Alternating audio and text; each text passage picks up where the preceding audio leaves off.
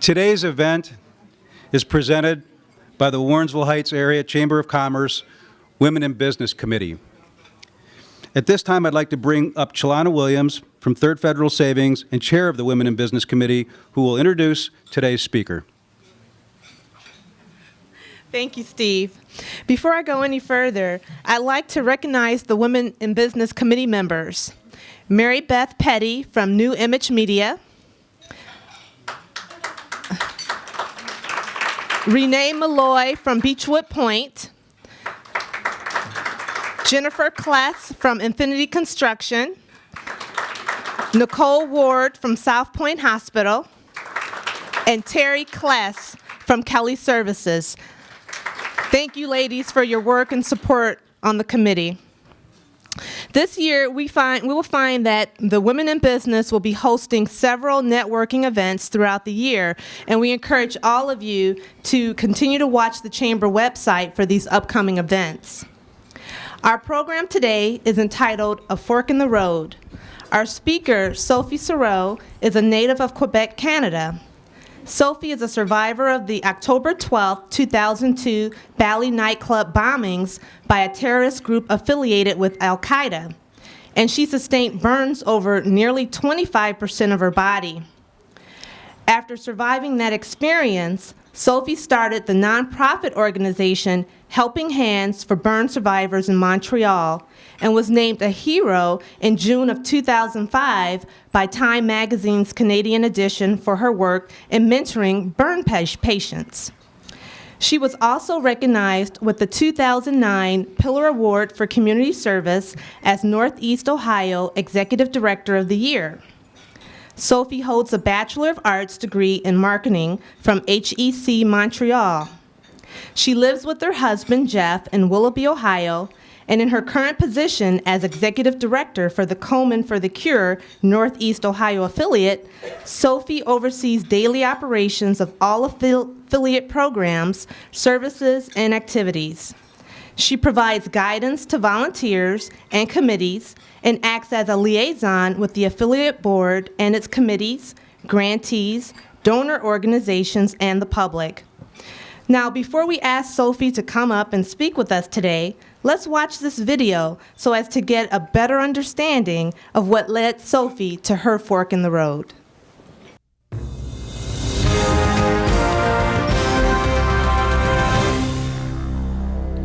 You're about to meet an extraordinary woman. Her name is Sophie Sureau, and she comes from Montreal. Now, Sophie used to live in the fast lane, working in exotic places. She was a rising star in the world of international business. And then, one night in October 2002, her life was changed forever, and she was caught up in a terrible terrorist attack. But that catastrophe led to a new beginning, as Sophie, the victim, became a survivor who has turned her pain and suffering into a way to help others. Here is Sandy Ronaldo with Sophie's journey.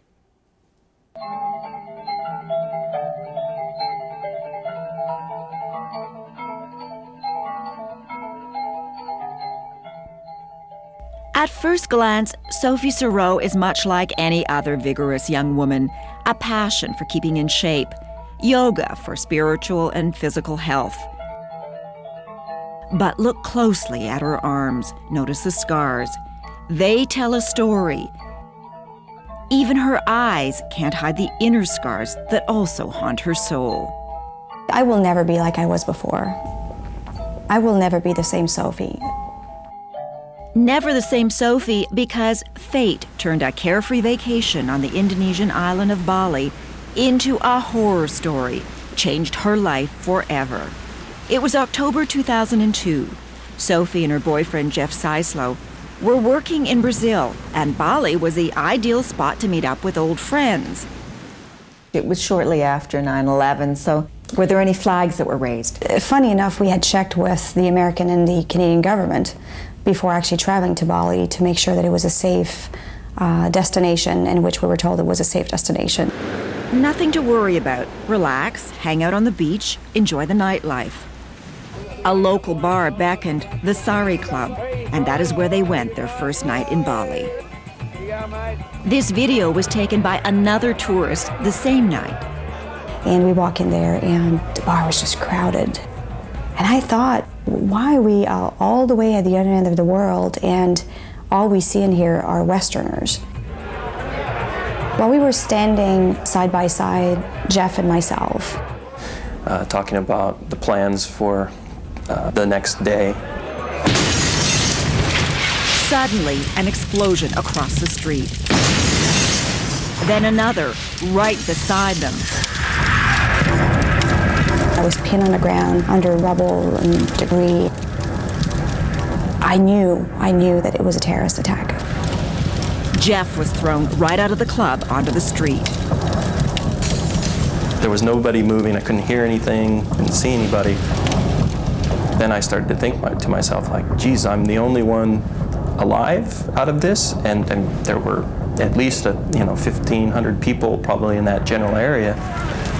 Then I started to think, well, geez, where's Sophie? And so I started to scream for Sophie. And then suddenly I felt that the fire was starting to burn in my dress, in my back, and on my left side. I realized that I really had to get out of there. Where the club was, it was just a pack of rubble. It was just debris. I mean, there was no structure left at all. I was walking and searching, and I actually never found Sophie. Never found her. How could anyone survive that inferno? But trapped under burning debris, Sophie was fighting for her life. The thought that went through my mind was really a snapshot of your whole life from when you're a kid to seeing myself when I was, 30 years old. What really pushed me out of there was just thinking of my family. So I finally pushed myself out, and the image that I don't know if you remember The Incredible Hulk, that show, and I really felt like the small little Sophie was the Incredible Hulk, and I was like, wow, I'm getting out of here and I'm taking my life back. Chaos all around her, the dead, the dying, and the wounded. But Sophie was in her own world of searing pain. I remember kind of seeing skin hanging from my arms. I remember my right foot was especially really painful, and I remember seeing also skin hanging from my right foot. I knew I was burned. I knew I was, very severely injured. Sophie had survived, but the carnage was appalling. More than 200 dead, among them 2 Canadians. Dozens maimed and seriously injured, Australians, Britons, Americans, Indonesians, and a handful of Canadians. I was walking on the street and, the first word that came out of my mouth was like hospital, hospital, hospital, and you're really on the adrenaline, and you just need to make sure that you're taken care of. All alone, unsure where to go, she begged someone for a ride. So I saw this couple who were on the same little motorcycle, and I said, would you mind stepping off, and he's going to drive me to the hospital. From one hospital to the next, emergency services were overwhelmed, hospitals overflowing. It took hours, but Sophie finally found one that would admit her. And it was there that a distraught Jeff stumbled upon her the next morning.